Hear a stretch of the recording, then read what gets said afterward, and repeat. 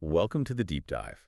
Today we're jumping into some really interesting material. It's all about authentic self-expression. Right, but through a lens you might not expect this idea of non-reactivity to our own feelings. Exactly. We've got a stack of sources here drawing on, well, principles from mindfulness and certain spiritual traditions. Yeah, definitely echoes of practices like Zen and Vipassana and the way they frame it. The core idea is pretty central there. Okay, so our plan is to unpack all this. We want to figure out what these sources are really saying, pull out the key insights, and understand the path they lay out for, speaking more freely, more authentically, as well as yourself. And it gets really specific. There's this one central example the sources keep coming back to, something probably familiar to a lot of you listening, but maybe not something you've thought about quite like this. Intriguing. Okay, let's start with the foundation then. This concept that the sources call non-reactivity. What exactly is that? Well, fundamentally, it's not about not feeling things. The sources are clear on that. It's more about practicing not immediately reacting when feelings like, say, anxiety or irritation or even shame pop up. So instead of that knee-jerk reaction, that mental flinch or saying something you regret. Exactly that. The practice they describe is more about, well, simply observing those feelings as they arise. Just watching them, like Yeah. noticing, oh, there's anxiety. Sort of, yeah, but it's observation with a specific quality. The sources emphasize acceptance. It's about acknowledging the feeling is there, and they even use this interesting word, savoring. Savoring anxiety. That sounds odd. It does, doesn't it? But they don't mean enjoying it in the usual sense. It's more about fully experiencing the raw sensation of it without layering on the usual judgments like, this is bad, or I shouldn't feel this. Just letting it be present. Okay, so you experience it fully, but without getting caught up in the story about it. Precisely. You're allowing the feeling, the sensation, without fueling the reaction, the I hate this, make it stop part.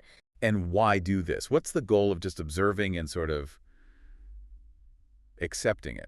According to these sources, it's about reclaiming a kind of freedom. It lets you step back and see the feeling from a position of awareness rather than being completely tangled up in it, totally identified with it. Right, so you're not being the anxiety, you're aware of the anxiety. That's a good way to put it. And they link this directly back to those mindfulness practices, cultivating that observer perspective. Okay, that makes sense. Non-reactivity is this practice of aware observation, acceptance. Now, you mentioned a specific example the sources use to apply this, especially for self-expression. Yes, this is where it gets really practical and maybe a bit surprising. They zoom in on the feeling of disliking the sound of your own voice. Ooh, wow. Okay, yeah. Hearing yourself on a recording and just Mm. cringing, that's super common. Incredibly common. And that's exactly why the sources pick it, I think. It's presented as this accessible, everyday reaction, that little internal jolt of, ooh, do I really sound like that? So it's like a training ground. Kind of, yeah.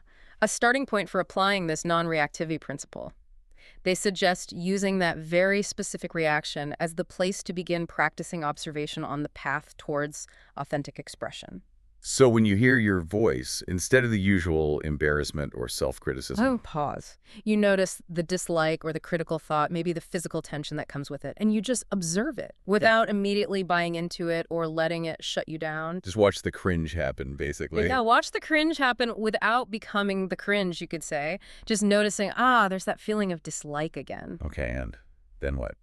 According to the sources, what happens once you get better at just observing that reaction to your voice without getting swept away? Well, the sources suggest this non-reactive space naturally leads to something else. It opens the door to self-inquiry. Self-inquiry, triggered by the sound of your voice. Yeah. How did that work? Because once you're not immediately reacting to the feeling, you can become curious about it. You create enough space to ask, like the sources put it, why does this voice disturb me? Or what's actually going on here? Ah, okay, so it moves from just, I don't like it to, why don't I like it? What's underneath this reaction? Exactly. And that question, the sources argue, starts a deeper look at your whole relationship with yourself. It uses the voice reaction as a sort of lens. How does not liking a sound connect to something so fundamental? They suggest digging into the origins of that feeling. Like, where did this judgment about my voice come from?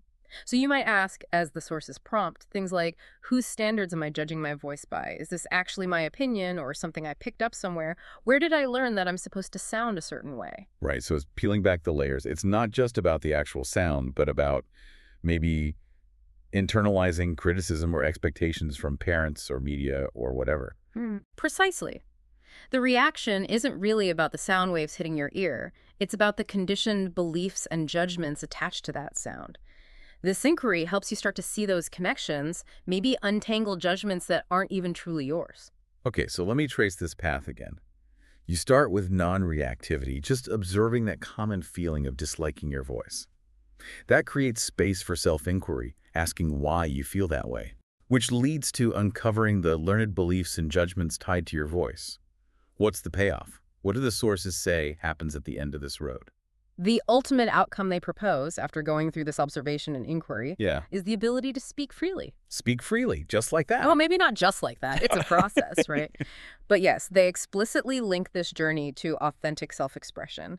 That ability to speak freely is the authentic expression. So by working through the reaction to your own voice, understanding where the judgment comes from, you somehow unlock your ability to express yourself more genuinely. That's the core argument. The idea is that by observing the reaction without getting lost in it, and then understanding and sort of dissolving the internalized, often external, judgments about how you should sound or express yourself, you remove the blocks. What's left is your natural voice, your natural expression. That's actually quite profound. It connects something very internal and specific, that feeling about your voice, to something huge like authentic self-expression. It's not about voice coaching, it's about your internal landscape. Exactly. It's about changing your relationship to your voice, and through that, your relationship to expressing yourself altogether. So the whole arc the sources describe is non-reactivity applied to this common dislike of your voice, leading to self-inquiry about the roots of that judgment. Which then clears the path, loosens those learned inhibitions, and ultimately results in the freedom to speak authentically from who you really are.